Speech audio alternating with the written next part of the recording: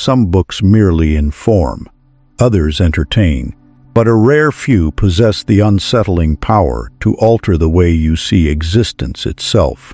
The Game of Life and How to Play It is one such book.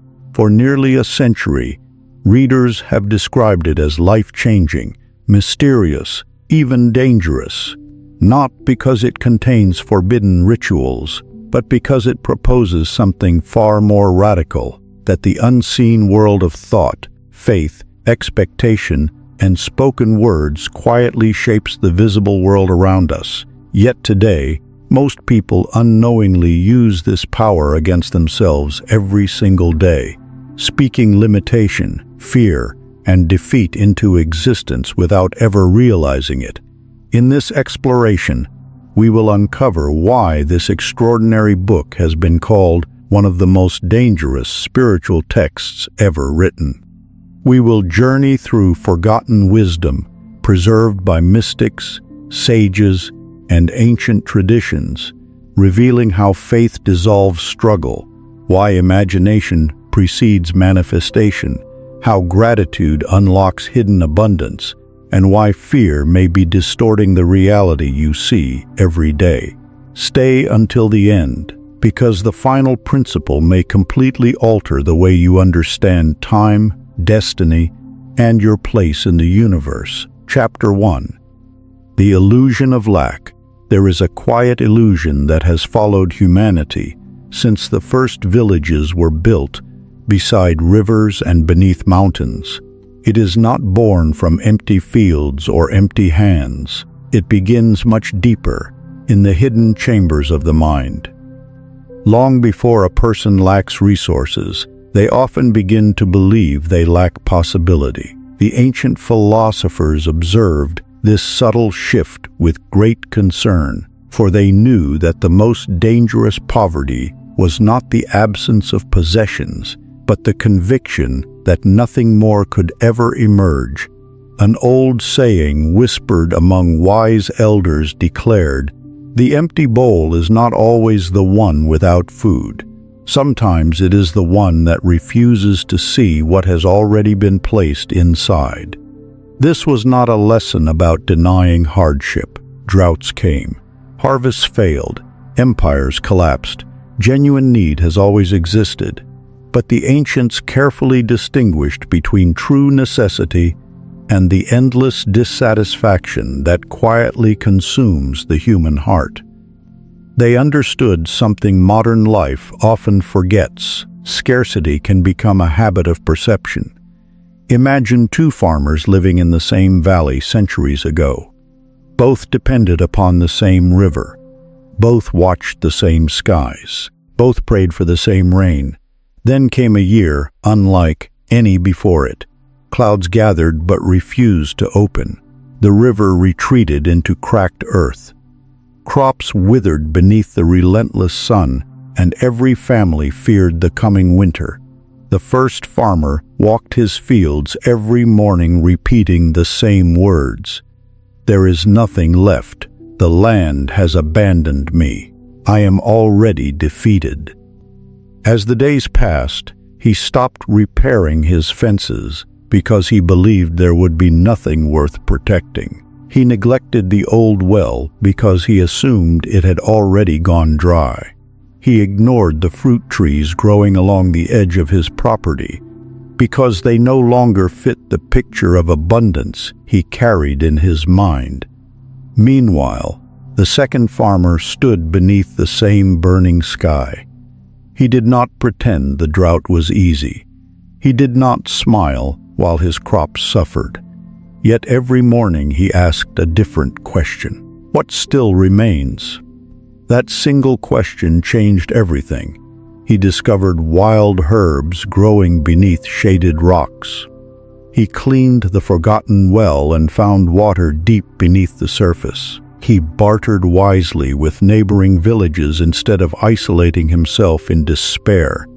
He harvested figs from trees planted decades earlier by his grandfather, trees he had almost forgotten. Neither man controlled the drought, but each was controlled by a different way of seeing it. Years later, people called one fortunate and the other unfortunate. The elders shook their heads gently. It was not fortune, they said. It was attention. The lesson hidden within this simple story has echoed through countless generations. Gratitude is not merely a pleasant emotion. It is a discipline of perception. It teaches the eyes to notice opportunities that fear quietly conceals. This does not mean gratitude magically removes difficulty. Rather, it prevents difficulty from becoming the only thing we can see. Modern psychology echoes this ancient observation. When the mind becomes fixated on loss, it begins filtering out evidence of possibility. Attention narrows, creativity declines. Every setback appears permanent because the mind stops searching for alternatives. The ancient teachers understood this long before laboratory existed. They watched kings lose kingdoms through despair, while humble craftsmen quietly rebuilt entire lives. With little more than patience and disciplined attention, one wandering philosopher was once asked how a poor traveler could become wealthy. The listeners expected him to describe trade routes or clever bargains. Instead, he answered with another question. What wealth have you already refused to count? Silence filled the gathering. Some possessed knowledge they never shared. Others possessed friendships they had neglected. Some carried remarkable skills, yet dismissed them because they compared themselves to wealthier neighbors. Many overlooked time itself, the one treasure equally entrusted to every person. The philosopher smiled. The mind that overlooks small blessings will overlook great opportunities as well. This is why gratitude appears in nearly every ancient wisdom tradition. It was never intended merely as politeness. It was training, daily practice, a deliberate reshaping of perception. A grateful mind notices, a fearful mind overlooks. One discovers doors, the other sees only walls. Perhaps this explains why some individuals seem capable of rebuilding after unimaginable hardship, while others remain imprisoned by circumstances long after those circumstances have changed. The difference often begins with the stories they repeatedly tell themselves about what remains possible.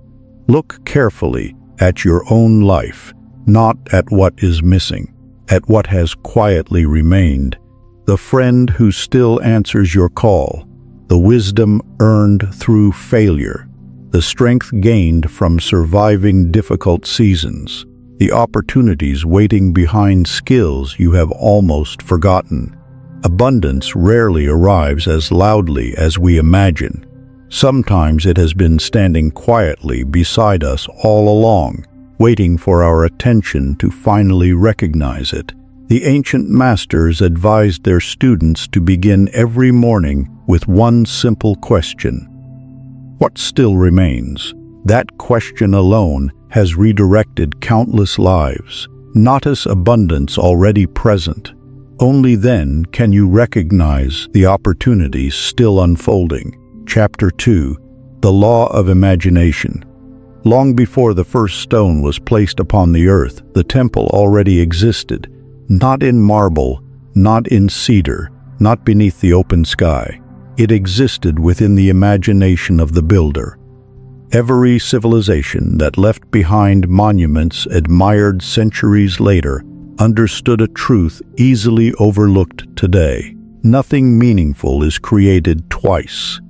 Every lasting achievement is first constructed in silence before it is ever revealed to the world.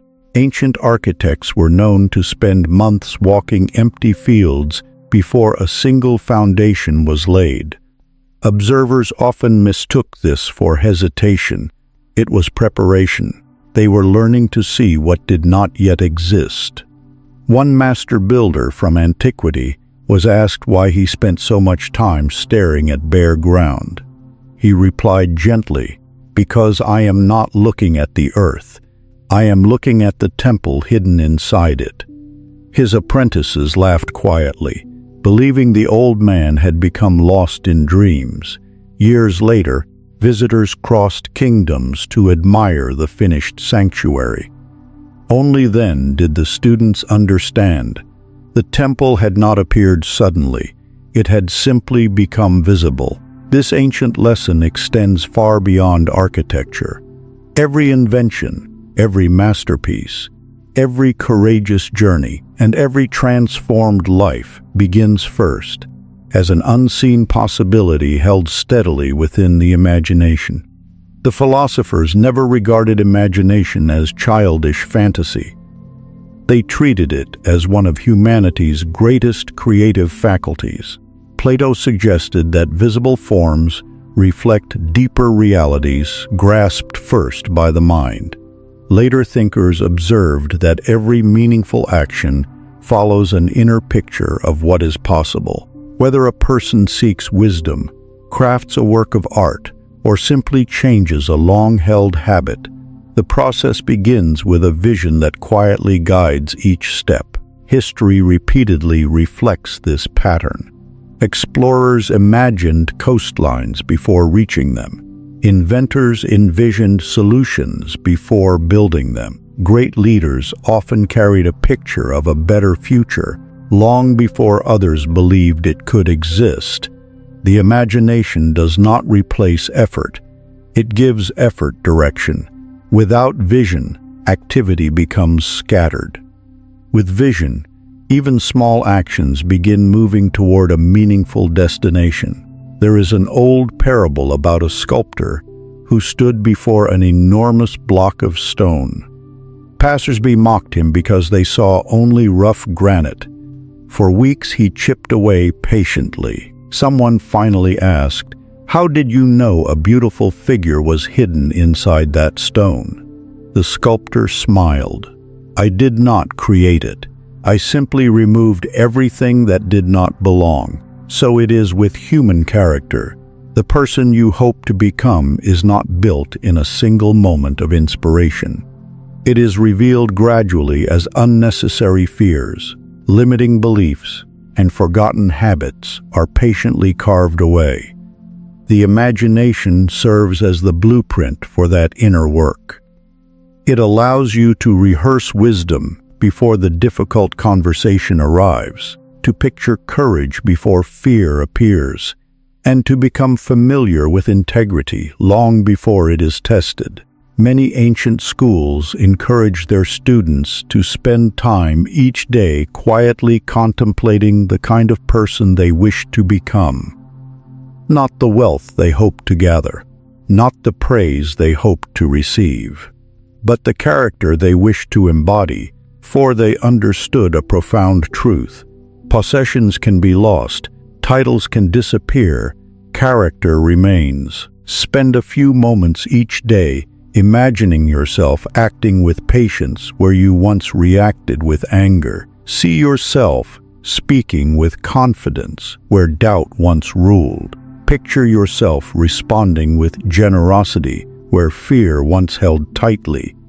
These quiet rehearsals do not guarantee a particular outcome, but they prepare the mind to recognize possibilities and respond with greater intention when opportunities arise. The builder sees the temple before the stone is shaped. The gardener envisions the harvest before the first seed is planted. The wise person imagines the character they seek to cultivate before life asks them to reveal it. Do not spend all your imagination on what you wish to possess. Spend even more imagining the person you are becoming, for every enduring creation begins unseen, and the greatest masterpiece you will ever build is your own character. Chapter 3. Non-resistance opens the way. There is an old story told among wandering sages about a river that spent centuries trying to reach the sea.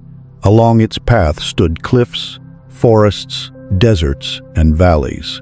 Yet its greatest obstacle was a single enormous stone resting in the center of its course. Travelers who visited the place year after year expected the river to stop there forever. The stone appeared immovable, ancient beyond memory, a monument to permanence itself. But when the travelers returned decades later, something astonishing had happened. The stone had not moved. The river had. Rather than exhausting itself by striking the rock with greater force each season, the water quietly discovered another path. It curved around the obstacle, slowly widening its banks until the once insurmountable barrier became nothing more than part of the landscape. Eventually, the same river that refused to fight the stone carried tiny grains of sand that polished its rough edges smooth. The sages smiled whenever they told this story. The river never defeated the stone, they would say. It simply refused to become its prisoner. This is one of the oldest lessons preserved in ancient philosophy. Many people believe strength is measured by how hard they push against life. They imagine that every obstacle demands greater force, louder arguments, tighter control, and relentless resistance. Yet the wisest teachers observed a different pattern. They noticed that excessive force often strengthens the very struggle it hopes to eliminate. Resistance has a curious nature. The more fiercely we insist that reality should already be different, the more energy we surrender to frustration. We begin fighting not only our circumstances, but also our own thoughts. The present moment becomes an enemy instead of a teacher. This does not mean accepting injustice or abandoning meaningful effort. The ancient masters never praised passivity. They praised intelligent response. There is a profound difference between surrendering to life and cooperating with its rhythms. The Taoist sages spoke often of water because they believed it revealed the highest form of strength. Water possesses no rigid shape, yet over time it carves mountains. It never argues with gravity. It follows the path available to it, adapting without losing its direction. Its power comes not from aggression, but from persistence guided by wisdom. Centuries later, Stoic philosophers reached a remarkably similar conclusion through different language. They advised their students to distinguish carefully between what lies within their influence and what does not. Energy spent resisting the unavoidable weakens the mind. Energy directed toward one's own character strengthens it. Although separated by continents and cultures, both traditions quietly pointed toward the same truth. Peace begins when struggle is no longer wasted on the uncontrollable. An old monastery once stood beside a dense bamboo forest. Every autumn fierce storms swept across the valley, snapping mighty oak branches like dry twigs. Young students often asked the elder monk why the bamboo survived while larger trees fell. Instead of answering immediately, the old monk led them into the forest after the storm. The bamboo bent almost to the ground beneath the weight of the wind, but it did not break. When the storm passed, every stalk rose again, unchanged except for a few scattered leaves. The monk placed his hand gently upon the smooth green stem. Strength that refuses to bend eventually shatters. The students never forgot those words. Many years later, they understood that the lesson had never been about plants. It had been about themselves. How often do we cling to expectations long after life has invited us toward another path? How often do we exhaust ourselves demanding that yesterday return or tomorrow arrive sooner? The greatest suffering frequently grows not from what happens, but from our refusal to release what can no longer be controlled. Modern psychology echoes this ancient observation. When the mind resists painful emotions, those emotions often become more persistent. Anxiety resisted becomes deeper anxiety. Anger resisted quietly transforms into bitterness. Grief denied lingers beneath every conversation. Acceptance, however, creates space for wise action. It allows the mind to stop fighting reality long enough to ask, what is the next right step? This is the hidden power of non-resistance. It clears the fog. A sailor crossing an unpredictable sea understands this instinctively. He cannot command the wind. He cannot silence the storm. But by adjusting his sails, he can still move toward his destination. The sea has not become easier. The sailor has become wiser. So it is with life. When disappointment arrives, acknowledge it. When plans change, adapt them. When obstacles appear, study them before attacking them. The river reaches the sea, not because it overpowers every stone, but because it never forgets where it is going. There are moments when courage looks like standing firm. There are other moments when courage looks like changing direction without abandoning purpose. The wise know the difference. Today, ask yourself a quiet question. Where in your life are you striking the same stone over and over again? Could there be another path you have refused to notice simply because it does not resemble the one you originally imagined? The river teaches us that movement is more important than stubbornness. The bamboo reminds us that flexibility is often greater strength than force. Respond instead of resisting. Sometimes the path opens not because the world changes, but because you do. Chapter 4. Gratitude before the harvest wind. One of the most surprising customs of the ancient world took place long before the harvest was certain. In villages scattered across fertile valleys and mountain terraces, farmers gathered with their families while the fields were still green. The grain had not yet ripened. The fruit still clung tightly to young branches. Storms could still arrive. Drought could still return. Nothing was guaranteed, and yet they gave thanks. To the impatient observer, the ritual seemed almost irrational. Why celebrate before success? Why express gratitude before certainty? The elders answered with remarkable simplicity, because the grateful heart prepares itself to receive what fear cannot even recognize. This tradition was never merely ceremonial. It reflected a profound understanding of the human mind. The ancients knew that appreciation transforms attention. A person consumed entirely by what is absent often overlooks what is quietly growing. Imagine two gardeners tending neighboring orchards. Each plants identical seeds beneath the same spring sky. Weeks pass with little visible change. The first gardener walks through his field every morning, complaining that nothing is happening. He grows impatient, neglects watering, and eventually abandons several young trees because he assumes they have failed. The second gardener walks the same rows with different eyes. He notices tiny shoots breaking through the soil. He clears weeds from around fragile roots. He waters consistently, not because he already sees fruit, but because he trusts the unseen process unfolding beneath the earth.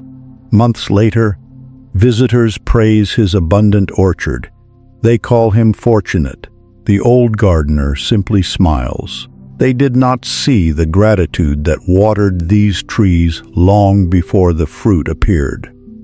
This is one of the quiet mysteries repeated throughout ancient wisdom traditions. Gratitude does not alter the laws of nature, nor does it guarantee that every hope will be fulfilled exactly as imagined. What it changes is the person who practices it. A grateful mind becomes attentive. It notices possibilities. It values relationships. It protects opportunities that an impatient mind often ignores. Modern psychology offers a similar insight. Researchers have found that appreciation broadens attention, increases resilience, and encourages creative problem-solving. When individuals regularly reflect on what is meaningful rather than exclusively on what is lacking, they tend to recognize more opportunities for growth and connection. The ancients discovered this through observation long before science gave it language. An old craftsman once accepted 2 apprentices. Both possessed equal talent. One complained endlessly about imperfect tools, difficult customers, and slow progress. The other thanked his teacher each evening for one lesson learned that day. No matter how small, years later, the second apprentice became a master admired throughout the region. When asked about the secret of his success, he did not mention superior skill. He said, "Gratitude taught me to notice what every difficult day was trying to teach." Ordinary moments are easily dismissed because they arrive quietly: a shared meal, a faithful friend, the strength to begin again after failure, a sunrise witnessed without hurry, the breath that enters your lungs without asking permission. These gifts rarely announce themselves with greatness, yet they slowly build the foundation upon which every meaningful life is constructed. Perhaps this is why ancient teachers encouraged their students to begin and end each day with gratitude. Not because every day was easy, but because every day contained something worthy of careful attention.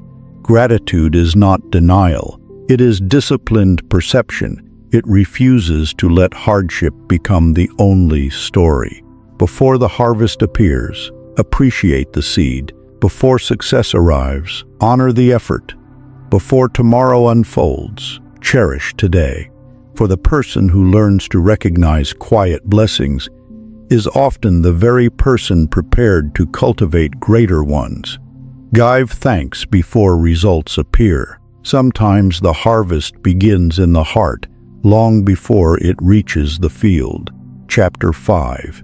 Fear casts shadows. There is an old tale told among desert caravans of a traveler who refused to continue his journey after sunset. Every evening, as the sun dipped below the horizon, he would catch sight of a dark figure stretching across the sand behind him.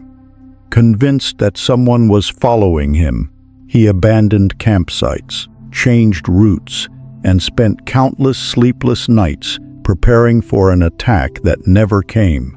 One evening, an elderly guide quietly approached him and lit a single lantern. The traveler turned. The terrifying figure instantly shrank.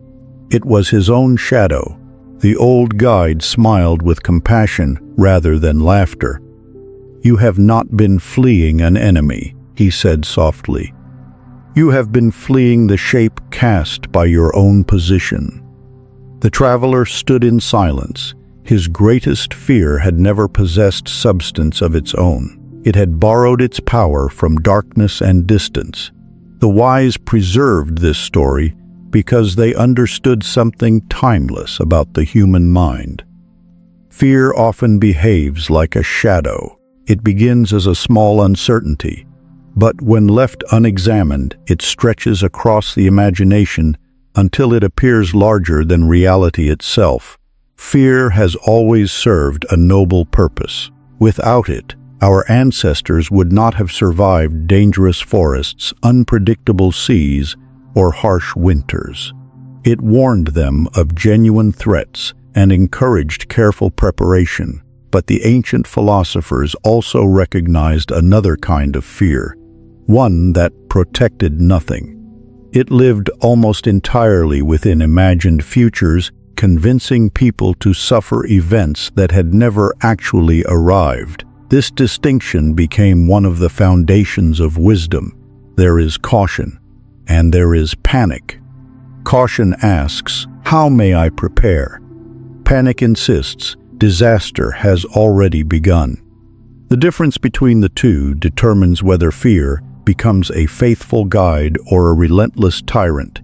Centuries ago, before armies marched into uncertain battles, experienced commanders observed their youngest soldiers carefully. They noticed that those consumed by fear often exhausted themselves before the fighting even began. Their breathing became shallow, their hands trembled, their minds raced ahead, imagining every possible defeat. By the time the first signal sounded, they had already fought 100 invisible battles inside their own thoughts. Veteran warriors behaved differently. They did not pretend fear was absent. They simply refused to let it become commander. Many traditions trained soldiers to steady their breathing before lifting their swords. Some stood silently beneath the morning sky. Others repeated simple phrases that reminded them to remain present. Their preparation was not merely physical, it was psychological, for they understood that a frightened mind rarely sees clearly. Fear narrows perception like a tunnel. It focuses attention so completely upon danger that every other possibility quietly disappears. Opportunities go unnoticed. Wise counsel is ignored. Small problems become overwhelming because the imagination magnifies them beyond proportion. Modern psychology describes this phenomenon with remarkable precision. When fear dominates the nervous system, attention becomes selective. The brain prioritizes potential threats while overlooking evidence of safety, creativity, or alternative solutions. The ancients reached the same conclusion without laboratories. They simply watched human beings long enough to recognize the pattern. An old philosopher once walked through a crowded marketplace carrying a small mirror. His students asked why. He replied, "To remind myself where fear truly begins." Seeing their confusion, he explained, "Most dangers appear first outside us, but the suffering they create often grows inside us." His words echoed a truth countless generations have rediscovered. Events influence us. Interpretation governs us. Think about your own life. How many sleepless nights were spent worrying about conversations that unfolded peacefully? How many opportunities were abandoned because imagined failure appeared more convincing than unseen possibility? How many years were surrendered to fears that never crossed the threshold from imagination into reality? This does not mean every fear is false. Some dangers deserve respect. The wise person does not ignore warning signs or reject careful planning. But wisdom asks another question before obedience. Is this fear revealing reality or merely projecting possibility? That single question creates space between emotion and action.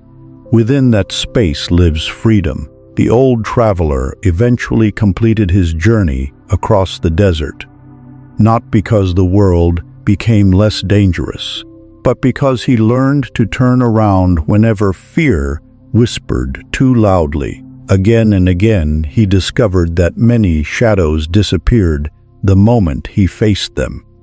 Perhaps this is why the ancient teachers insisted that courage is not the absence of fear. It is the willingness to examine fear before surrendering to it.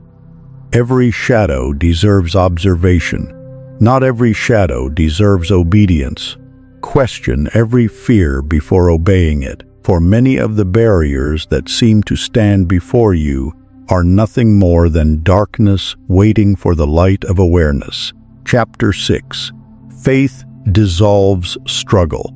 One of the greatest paradoxes preserved in ancient wisdom is this: the tighter a person grasps the current of life, the more exhausted they become.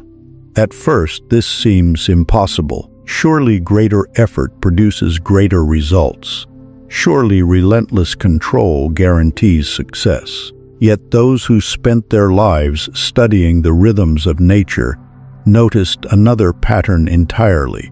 The flower does not struggle to bloom.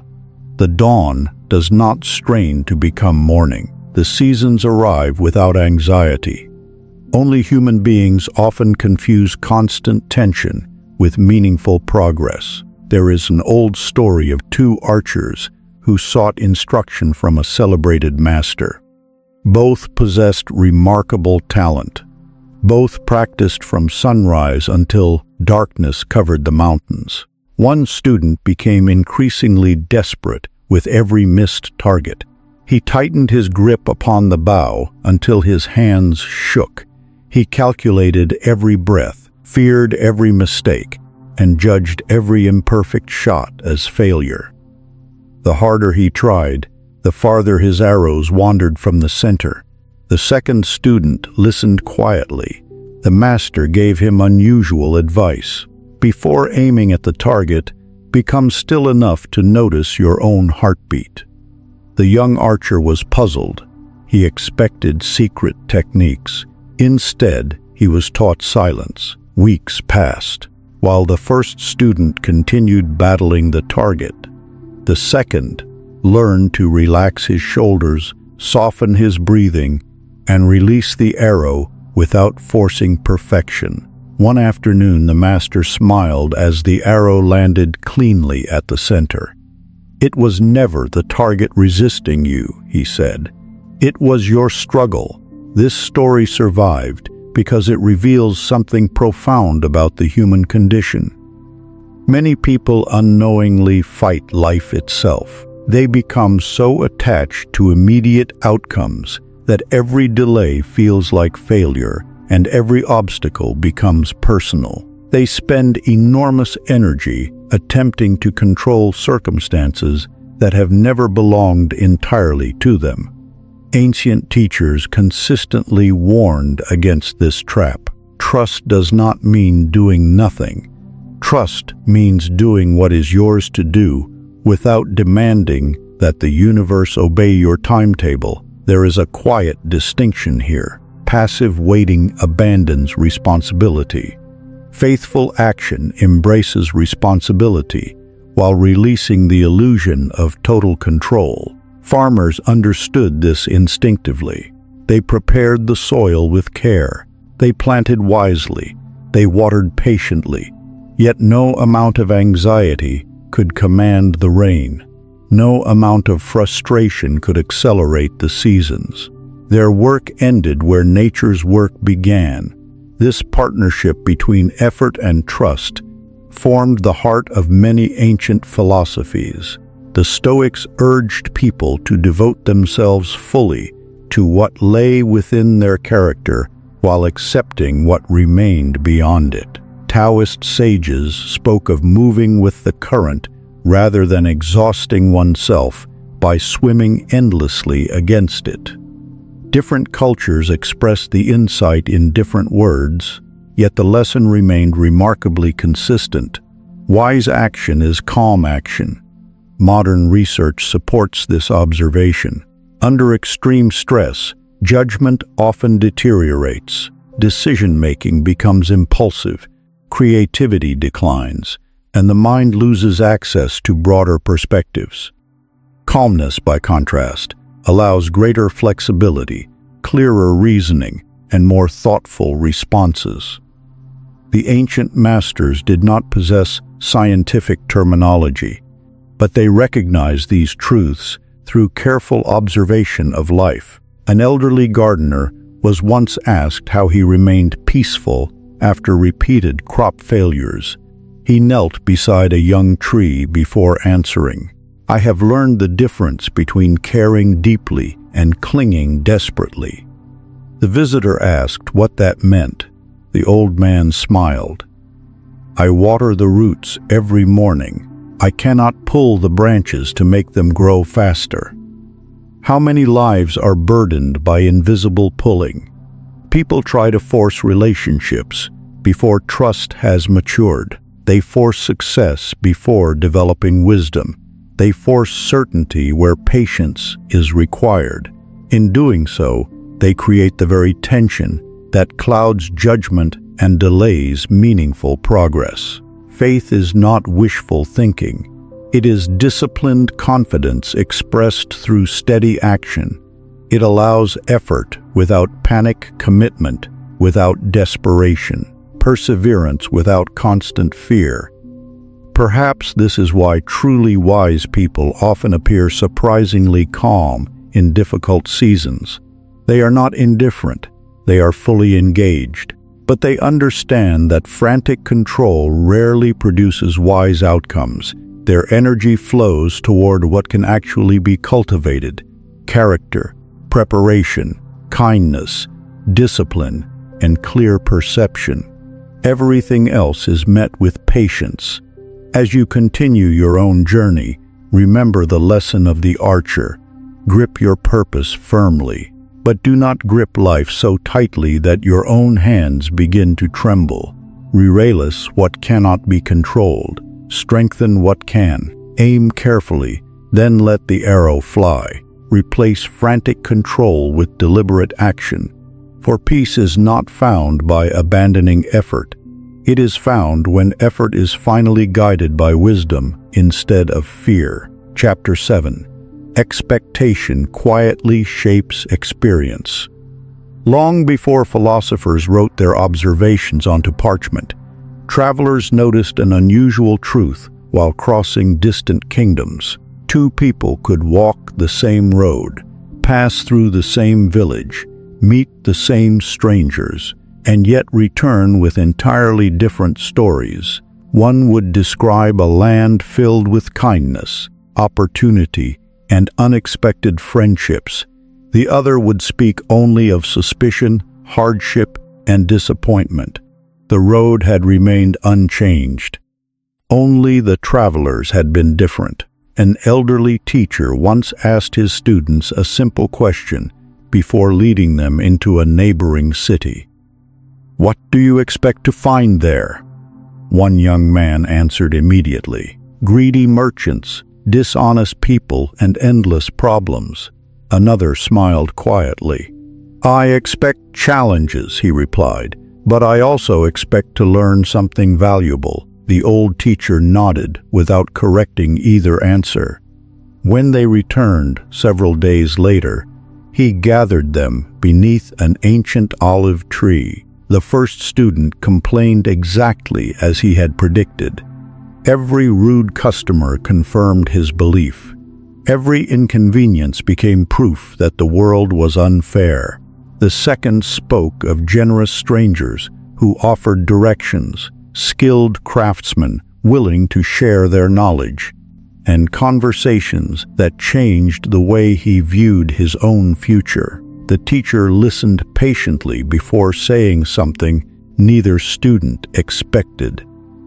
The city simply reflected what each of you was prepared to notice. This lesson has echoed quietly through countless generations. Expectation does not magically reshape reality. It shapes attention, and attention quietly shapes experience. The human mind is remarkable in this way. It constantly searches for evidence that confirms what it already believes. If someone expects betrayal, they become experts at detecting signs of rejection while overlooking gestures of loyalty. If another expects opportunity, they naturally notice doors that fear might have ignored. The ancients observed this long before psychology gave it a name. They understood that expectation acts like an invisible lantern. Wherever it points, awareness follows. Everything outside its light often disappears into darkness. There is an old account of two merchants who entered the same bustling marketplace just after sunrise. The first merchant arrived expecting failure. Business had been difficult in recent months, and he believed fortune had abandoned him forever.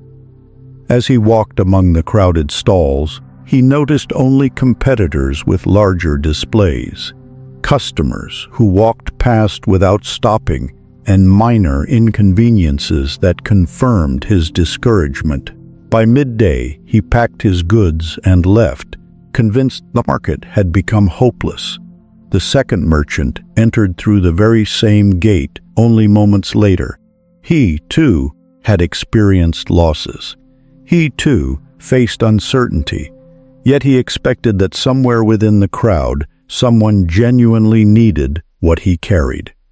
Instead of counting every obstacle, he searched patiently for conversations. He greeted strangers warmly, listened carefully, adjusted his approach, and remained attentive long after others surrendered. As evening approached, he returned home with modest profit and several new relationships that later became his greatest opportunities. The marketplace had offered both men the same possibilities. Their expectations determined which possibilities they noticed. This does not mean optimism should become fantasy. The ancient philosophers repeatedly warned against confusing hope with illusion. A sailor who expects calm seas every day is unprepared for storms. A farmer who assumes every season guarantees abundance neglects wisdom. True expectation walks beside realism rather than replacing it. The Stoics encouraged their students to prepare carefully for difficulty while refusing to become prisoners of despair. They expected obstacles because life naturally contains them, yet they also expected that character, discipline, and thoughtful action would provide a path through those obstacles. Hope was never blind, it was disciplined. Likewise, many ancient teachers encouraged people to begin each morning by asking not, "What will go wrong today?" but "What opportunity might appear if I remain attentive?" That single question quietly transforms perception. Modern psychology confirms what these observers discovered centuries ago. Expectations influence behavior in subtle ways. A confident person often smiles first, speaks more openly, persists longer after setbacks, and notices encouragement others overlook. These small differences accumulate over time until they appear to outsiders as remarkable luck. Yet much of what we call luck begins with prepared attention. Imagine carrying two different maps through the same forest. One highlights only danger, the other marks hidden springs, safe paths, and places of shelter, while still acknowledging cliffs and rivers.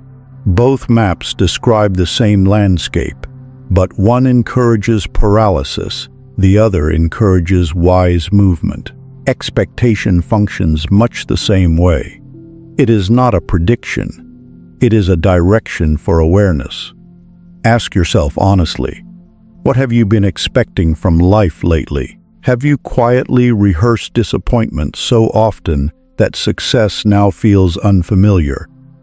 Have you anticipated rejection so consistently that genuine acceptance slips past unnoticed? Or have you trained yourself to recognize possibilities while remaining grounded enough to prepare for reality? Ancient wisdom invites neither naive optimism nor habitual pessimism. It invites alert hope.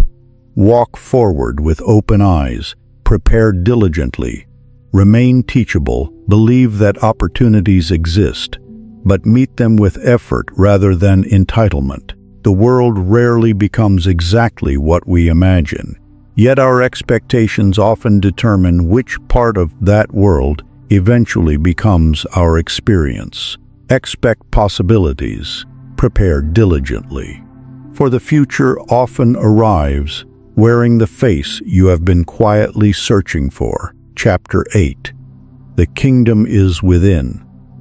There is a mystery that countless seekers overlooked because it appeared too simple to be extraordinary. Many spent their lives climbing mountains, crossing deserts, collecting treasures, chasing recognition, and searching distant lands for a fulfillment that seemed forever, one step beyond the horizon. Yet the oldest sages often pointed in the opposite direction, not outward inward. An old wanderer once heard rumors of a hidden kingdom unlike any other. Travelers claimed that whoever entered its gates would discover unshakable peace and a wealth that no thief could steal. The man sold everything he owned and devoted decades to finding it. He crossed frozen mountain passes. He sailed dangerous seas. He visited magnificent cities where scholars debated wisdom beneath towering libraries. He questioned kings, merchants, monks, and shepherds. Each offered another direction. Each promised that the kingdom lay just beyond the next journey. Finally, exhausted by years of searching, he returned to the humble village where his travels had begun. There he met an elderly woman tending a small garden. Seeing the weariness in his face, she asked gently what he had been seeking. "The hidden kingdom," he answered. She smiled as though hearing a familiar story. Then she handed him a small bowl of water. "Look," he expected to see some magical vision. Instead, he saw only his own reflection. "The longest journey," she whispered, "was the distance between your eyes and your own heart." The wanderer stood motionless. For the first time in many years, he stopped searching, and only then did he begin discovering. This ancient parable survives because it speaks to a temptation that accompanies every generation. Human beings naturally seek fulfillment through acquisition. We imagine that one more achievement, one more possession, one more title, or one more victory will finally quiet the restlessness within us. Yet experience quietly teaches another lesson. Every external accomplishment eventually becomes ordinary. The new house becomes familiar. The promotion becomes routine. The applause fades. The excitement settles. Then the restless mind begins searching again. The ancient philosophers noticed this endless cycle and asked an uncomfortable question. What if the hunger is not outside you at all? Many concluded that lasting contentment cannot be purchased because it belongs to a different dimension of life altogether. It grows through self-knowledge. A person who understands their own fears is less easily manipulated by them. A person who understands their own desires chooses them more wisely. A person who understands their own character carries peace into circumstances that once produced chaos. This is the true wealth the sages guarded, not secret riches, core stability. An old craftsman accepted many apprentices throughout his lifetime. Whenever a new student arrived, they expected to learn advanced techniques immediately. Instead, the master gave each apprentice the same first assignment. For 30 days, they were instructed simply to observe themselves, notice impatience, notice pride, notice envy, notice gratitude, notice moments of genuine joy. Most students considered the exercise meaningless until they realized something remarkable. The quality of their work always reflected the condition of their mind. A distracted craftsman created careless work. An angry craftsman produced rough edges. A peaceful craftsman shaped beauty almost effortlessly. The workshop had quietly become a mirror.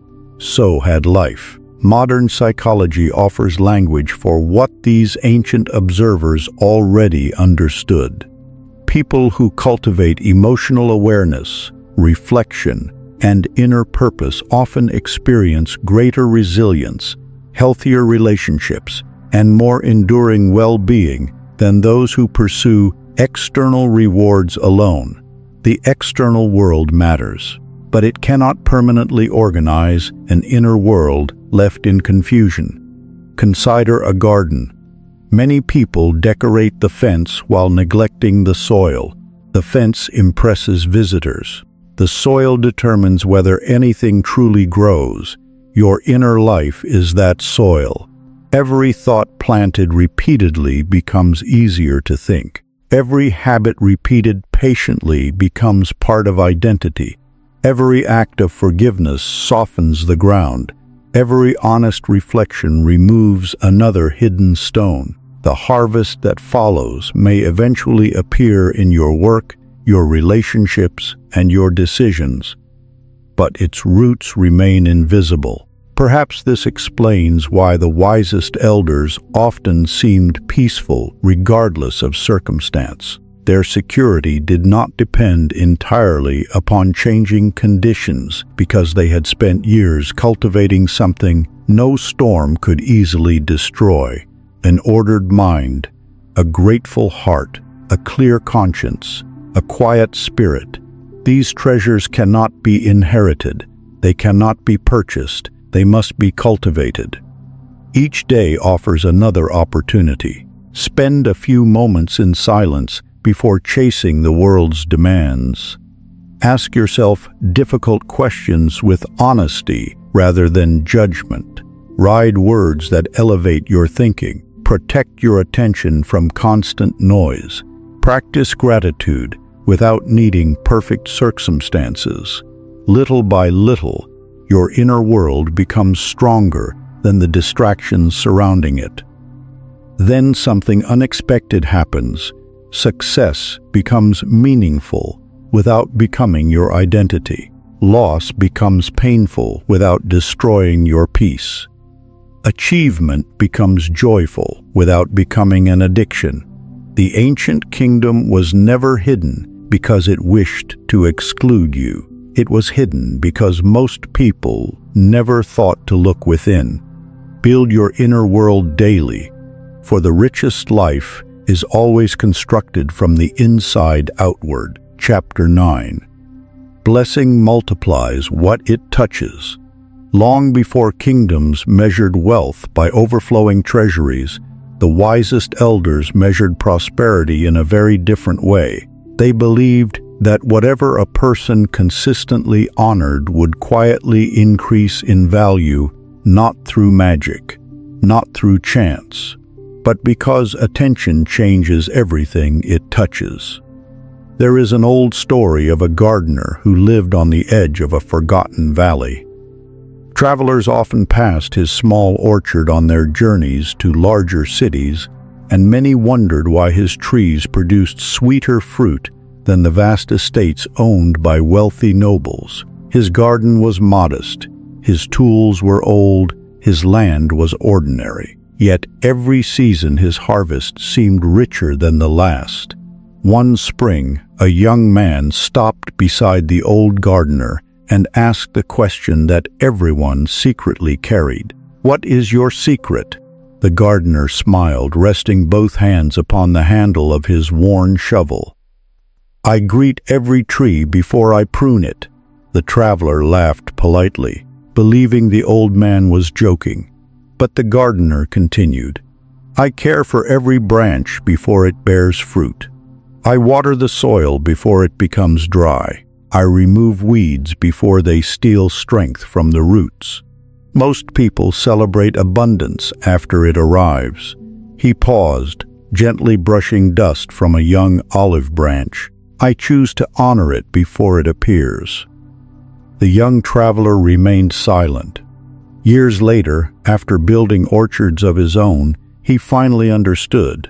The harvest had never begun in autumn. It had begun every ordinary morning when no one was watching. This simple parable contains one of the oldest principles of human flourishing. Whatever receives consistent care becomes stronger. Whatever is neglected slowly weakens, even if it once appeared abundant. Many people spend their lives asking how to receive more, while overlooking what has already been placed in their hands. They dream of larger homes, while neglecting the peace within the one they already inhabit. They desire stronger friendships, while forgetting to nurture the relationships that quietly sustain them. They long for greater opportunities, while treating today's responsibilities as burdens instead of preparation. The ancient teachers repeatedly warned against this habit. To overlook today's gifts is often to become blind to tomorrow's. There is a quiet law hidden within ordinary life. Attention nourishes, neglect diminishes. This principle extends far beyond gardens. A marriage grows through daily kindness more than dramatic declarations. Health is preserved through countless small choices rather than occasional bursts of discipline. Wisdom deepens through consistent study, reflection, and humility instead of sudden inspiration. Even time itself responds to stewardship. Those who protect their hours from endless distraction gradually discover that a single day contains more possibility than years spent without intention. The old philosophers understood that blessing was never merely spoken. It was practiced. To bless something meant to treat it as valuable, to care for it, to protect it, to cultivate its highest potential. In doing so, the person offering the blessing was transformed as much as the object receiving it. An elderly craftsman once accepted a young apprentice known for extraordinary talent. Within weeks, the apprentice grew impatient. "I am ready for greater work," he insisted. Instead of responding directly, the master handed him a simple wooden hammer. "For the next month," he said, "care for this tool as though your future depends upon it." The apprentice was disappointed. Each evening he cleaned the hammer, repaired its handle, sharpened its edges, and stored it carefully. When the month ended, the master finally explained, "You believed I was teaching you to protect a hammer." He smiled. "I was teaching you to become the kind of person who protects everything entrusted to him." That lesson shaped the apprentice far more than any advanced technique. Character grows through stewardship. Modern psychology quietly agrees with these ancient observations. People who intentionally appreciate their relationships, organize their environments, care for their health, and value their time often experience greater satisfaction and resilience. Not because life suddenly becomes easier, but because attention naturally strengthens what it consistently serves. Think for a moment about your own life. What have you been asking to increase? Peace, friendship, health, opportunity? Now ask another question. Have you been honoring the small beginnings of those very gifts? The musician who treasures daily practice eventually performs with confidence.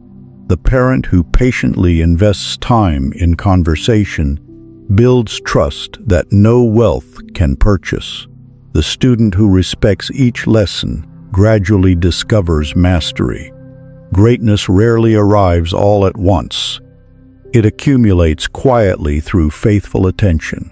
Many people search endlessly for extraordinary opportunities while overlooking ordinary responsibilities. Yet history repeatedly reminds us that extraordinary lives are almost always constructed from ordinary acts performed consistently.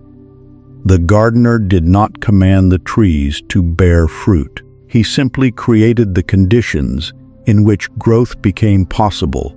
The same wisdom applies to every area of life. Honor your health before illness reminds you of its value. Honor your relationships before distance reveals their importance. Honor your time before regret counts what distraction has stolen.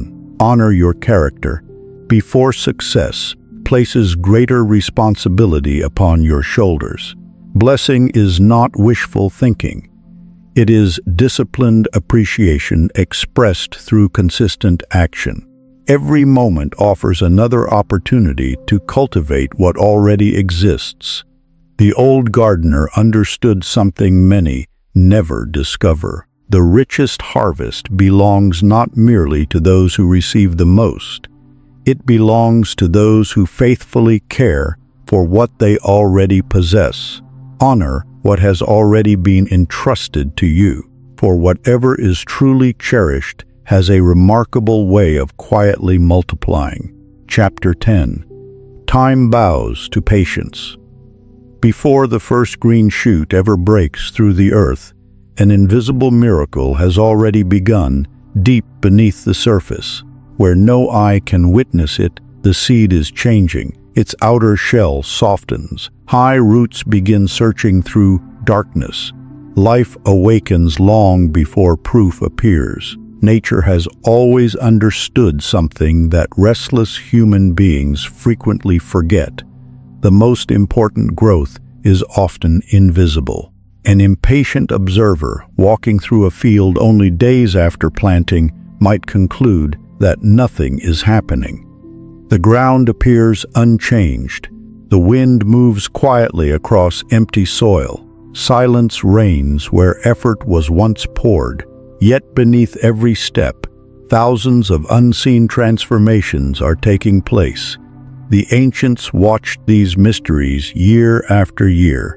They realized that life unfolds according to seasons rather than impatience. This understanding shaped the wisdom of generations. There is an old account of a young farmer who visited an elderly olive grower famous throughout the region.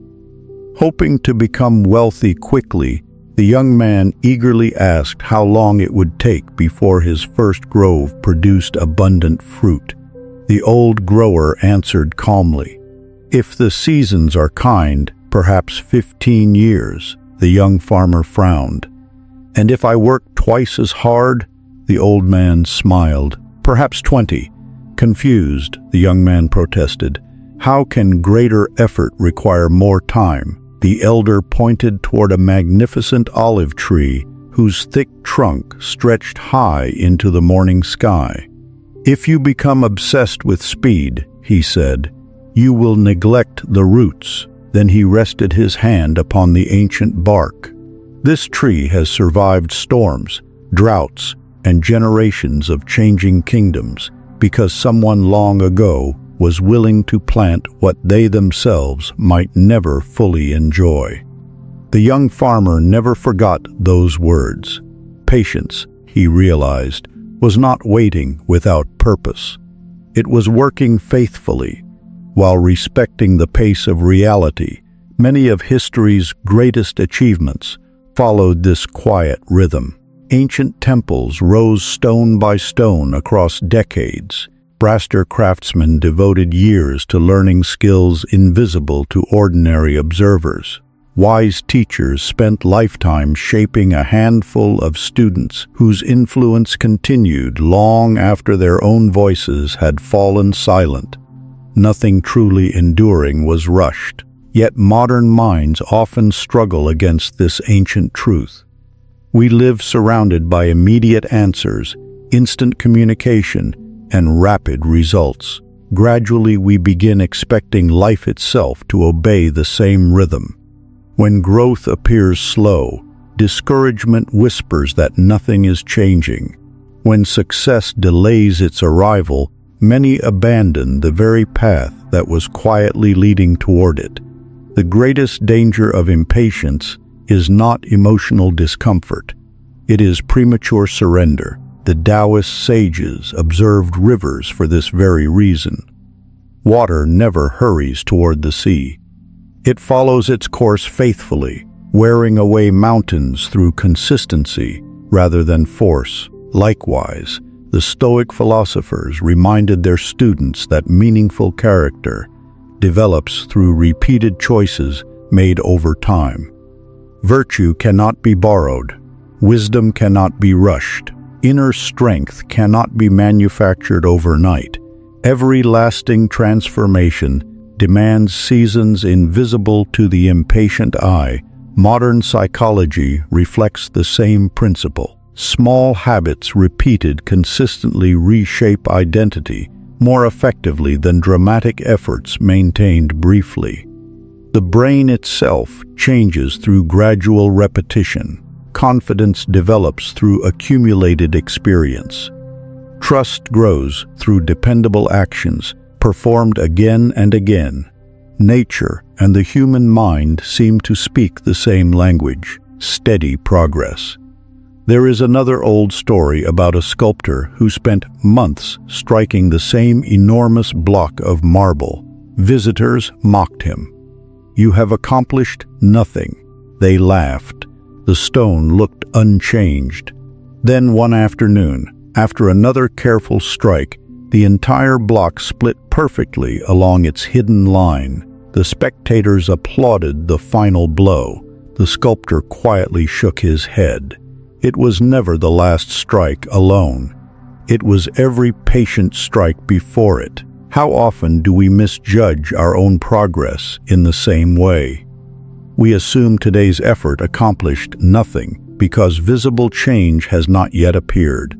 Yet unseen foundations are forming, skills are developing, perspective is maturing, character is strengthening, roots are quietly spreading beneath the surface. The harvest belongs not only to those who begin, it belongs to those who continue. Ask yourself honestly, where have you become impatient with your own growth? Which dream have you measured too quickly? Which season have you mistaken for failure simply because its work remained hidden? Remember the olive tree. Its greatness was never produced by urgency. It was produced by faithful seasons. Remember the seed. Its deepest work happened underground. Remember the sculptor. Every invisible effort prepared the visible breakthrough. Time does not reward frantic rushing.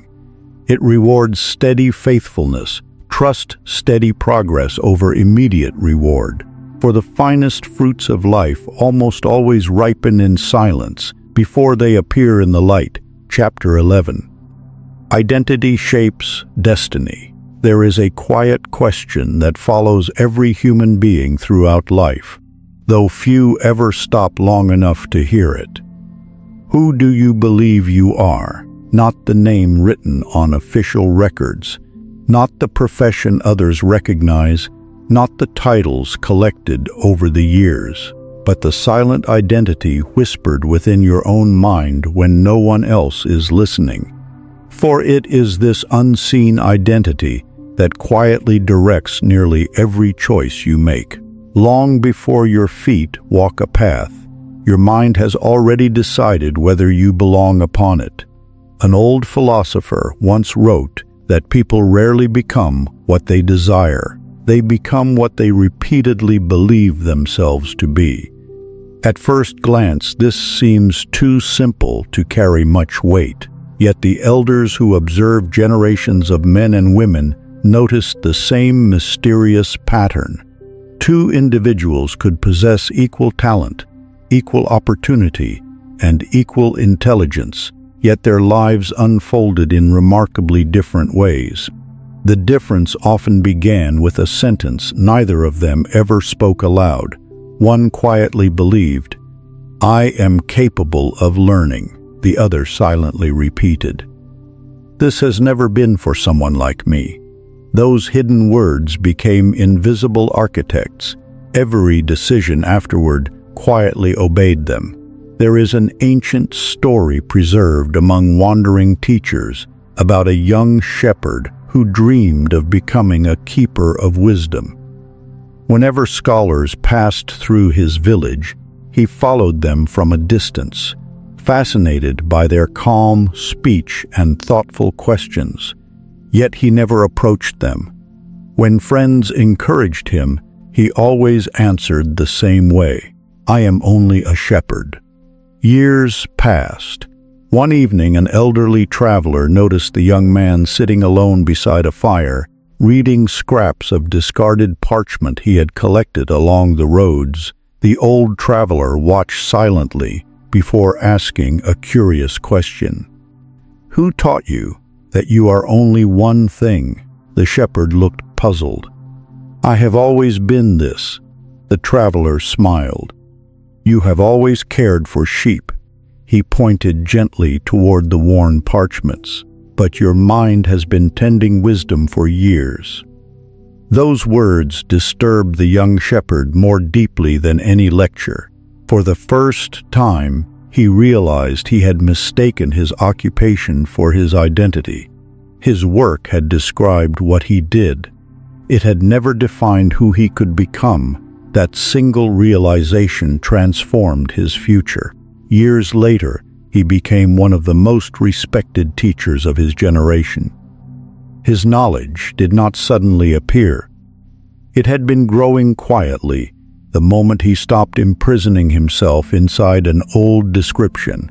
The ancient mystery schools understood this principle with remarkable clarity. Before initiates received advanced teachings, they often underwent long periods of preparation designed to reshape their understanding of themselves. They were not merely taught new information. They were invited to become new people. Old assumptions were questioned. Old fears were examined. Old identities were slowly released. The teachers understood something that modern psychology would later confirm. New knowledge rarely changes a life unless identity changes first. A person who secretly believes they are careless will eventually abandon careful habits. Someone convinced they are weak often stops trying before genuine limits are ever reached. Another who quietly believes they are becoming disciplined begins making decisions that gradually confirm that belief. Habits are never random. They grow naturally from identity. A musician practices because practicing is simply what musicians do. A gardener tends the soil because caring for living things has become part of who they are. A wise person continues learning because curiosity has become woven into their character. Notchicks repeated long enough become habits. Habits repeated long enough become character. Character quietly becomes destiny. This is why the smallest daily decisions matter far more than dramatic resolutions. Every time you choose honesty instead of convenience, you strengthen the identity of an honest person. Every act of patience teaches your mind that patience belongs to you. Every courageous decision, however small, becomes another stone laid upon the foundation of courage. You are always becoming someone, whether intentionally or unconsciously. An elderly sculptor once accepted a curious apprentice. On the first morning, the young man eagerly asked when he would learn to carve magnificent statues. Instead of answering, the master handed him a simple broom. "For 30 days," he said, "sweep this workshop." The apprentice obeyed reluctantly. Each morning he swept carefully. Each evening he returned every tool to its proper place. After a month, the master finally explained, "I was never teaching you to clean a room.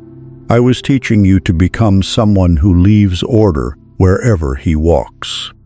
Years later, visitors admired not only the apprentice's sculptures, but the calm discipline that seemed to surround everything he created. His identity had shaped his craftsmanship long before his hands mastered the tools. Perhaps the most powerful name you will ever hear is not the one others call you. It is the one you quietly repeat to yourself. Be careful with it. If you constantly call yourself unlucky, broken, incapable, forgotten, or defeated, your mind begins organizing your choices around those descriptions. If instead you patiently cultivate identities rooted in wisdom, integrity, kindness, resilience, discipline, and gratitude, your daily actions gradually begin reflecting those qualities. Identity is not built through empty affirmation. It is built through repeated evidence. Become the kind of person who keeps promises, Who learns continuously? Who serves generously? Who speaks thoughtfully? Who remains steady when circumstances become uncertain? Eventually, those actions no longer require effort. They become natural, just as rivers naturally seek the sea. Today, choose carefully the name you silently give yourself. Then begin living as though that person already exists, because perhaps they do, waiting patiently for your daily choices to introduce them to the world. Live from your chosen identity, for destiny rarely changes before identity does. Chapter 12. Resistance creates bondage.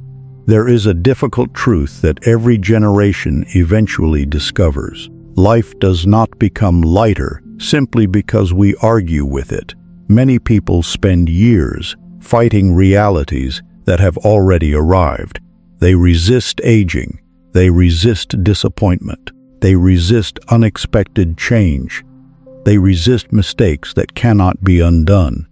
And in doing so, they unknowingly create a second burden heavier than the first, the original difficulty and the exhausting struggle against its existence. The ancient philosophers recognized this long before modern psychology gave it language.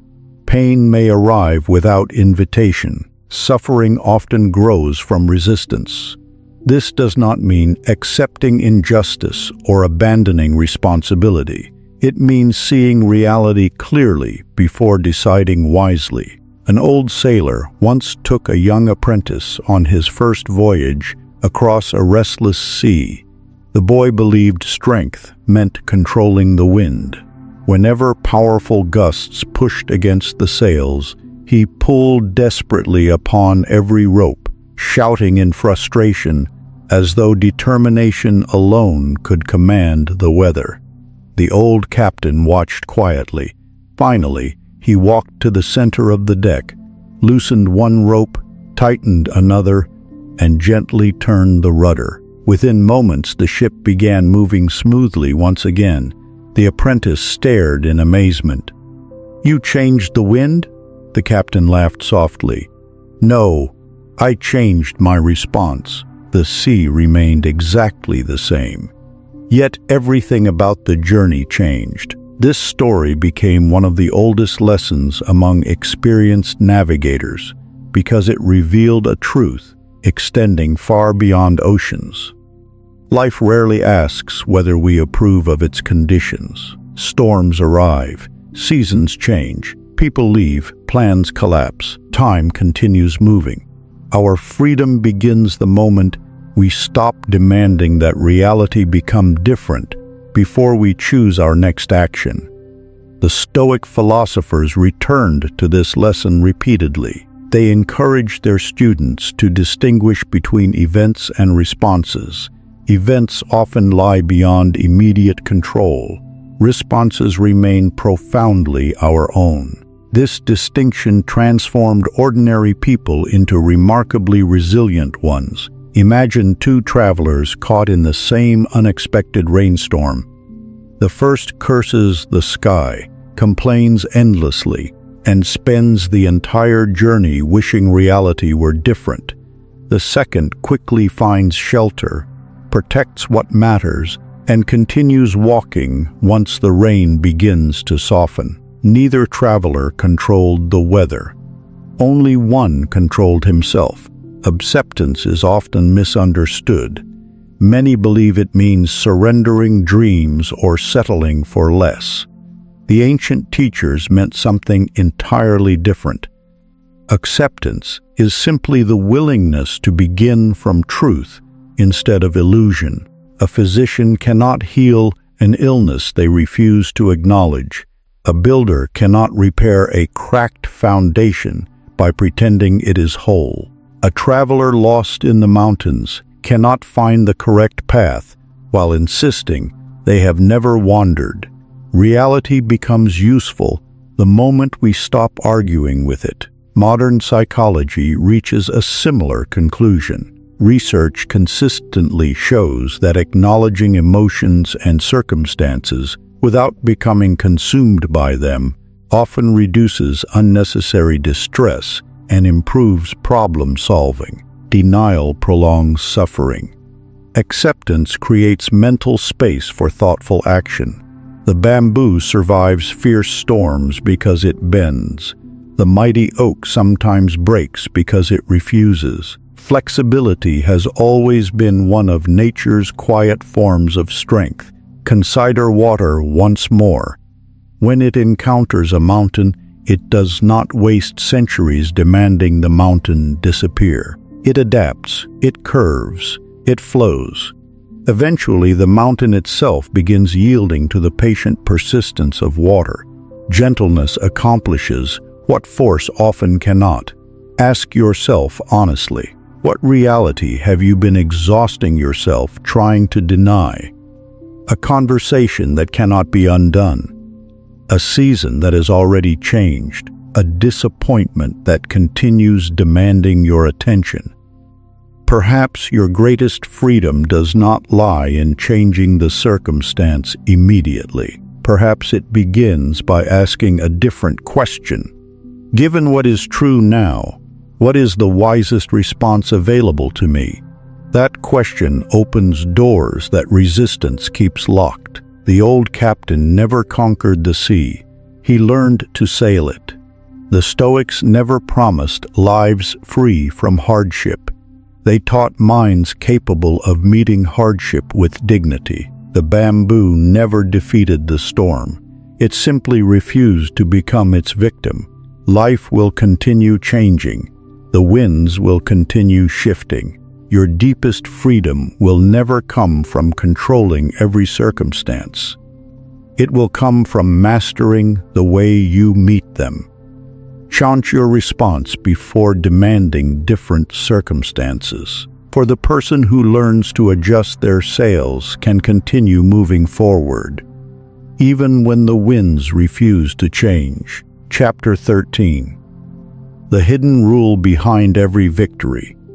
There is an old legend about a forgotten temple hidden beyond a chain of mountains where only the most patient travelers ever arrived. For generations, seekers crossed deserts and forests, believing that within its inner chamber lay a single scroll containing the greatest secret ever entrusted to humanity. Kings searched for it. Philosophers debated its existence. Wanderers devoted entire lifetimes to finding its gates. When at last a traveler reached the sanctuary, he expected to discover one magnificent revelation, capable of transforming his life in an instant. Instead, he found something unexpected. The walls of the chamber were covered not with one teaching, but with many. Each appeared simple on its own. One spoke of gratitude, another of patience, another of disciplined speech, another of courage, another of imagination, another of faith. Disappointed, the traveler turned to the elderly guardian. "I crossed the world for this? These are teachings I have heard before." The guardian smiled gently. "No, you have heard them separately." He paused, allowing silence to complete the lesson. "You have never lived them together." Those words became the traveler's true discovery. For the ancient masters rarely believed wisdom existed as isolated ideas. They understood that life is shaped by systems, not fragments. A single seed cannot become a forest without water, sunlight, fertile soil, and time. Remove one element, and the whole process weakens. So it is with human character. Many people search for one secret powerful enough to transform everything. One perfect habit, one hidden technique, one mysterious phrase. Yet history quietly suggests another truth. The greatest victories rarely arise from one extraordinary act. They grow from ordinary principles, working together with remarkable consistency. Faith gives direction. Gratitude preserves perspective. Imagination reveals possibilities. Patience protects long-term vision. Character sustains every choice when enthusiasm begins to fade. Together, they form something far greater than their individual parts. Imagine a master builder preparing to construct a magnificent bridge across a wide river. Faith inspires him to believe the crossing is possible. Imagination allows him to see the finished bridge before the first stone is placed. Gratitude keeps him mindful of every worker, every tool, and every lesson learned along the way. Patience reminds him that foundations hidden beneath the water matter more than visible towers. Character compels him to build honestly, even where no future traveler will ever notice his craftsmanship. Roamed any one of these qualities, and the bridge eventually fails. Leave them united, and generations cross safely because of work they never witnessed. Life follows the same pattern. Ancient teachers often compared the human soul to an instrument. A single string, no matter how beautiful, cannot produce a symphony. Only when every string is tuned into harmony does music emerge. Likewise, wisdom becomes powerful only when its principles cooperate. Faith without patience becomes frustration. Imagination without character becomes fantasy. Gratitude without action becomes sentiment. Patience without purpose becomes stagnation. Character without hope becomes rigid endurance. Each virtue quietly strengthens another. Centuries ago, an elderly potter accepted 2 apprentices. Both learned the same techniques. Both possessed similar skill, yet one became renowned throughout the region while the other abandoned the craft after only a few years. Visitors assumed the successful apprentice possessed extraordinary talent. The old potter disagreed. He simply practiced every lesson. The unsuccessful apprentice loved inspiration. The successful one loved discipline. One waited until he felt motivated. The other returned to the workshop every morning regardless of mood. One sought dramatic improvement. The other trusted steady refinement. After 20 years, their daily choices had quietly become entirely different lives. The ancients never underestimated repetition. They understood that identity is carved not by isolated moments of brilliance, but by countless ordinary decisions made faithfully over time. A river shapes valleys through persistence. A tree reaches the sky through seasons. A wise life is built exactly the same way. Modern psychology echoes this timeless observation. Habits reinforce one another. A person who practices gratitude often becomes more resilient. Greater resilience supports patience. Patience strengthens wise judgment. Wise judgment nurtures confidence. Confidence encourages courageous action. Growth becomes a living cycle. Every virtue quietly feeds another. Perhaps this explains why truly remarkable people often appear balanced rather than extreme. They possess courage without recklessness, humility without weakness, confidence without arrogance, ambition without desperation. Their strength does not come from mastering one quality. It comes from allowing many qualities to mature together. Ask yourself a simple question. Which part of your inner foundation have you been neglecting? Have you cultivated vision while forgetting patience, discipline while forgetting gratitude, hope while neglecting character? Return to the whole. Life responds remarkably when the inner life becomes integrated rather than divided. The hidden rule behind every lasting victory has never been hidden because it was complicated. It remained hidden because most people searched for shortcuts instead of harmony. Do not seek one miraculous breakthrough. Become the kind of person whose daily habits quietly prepare countless breakthroughs.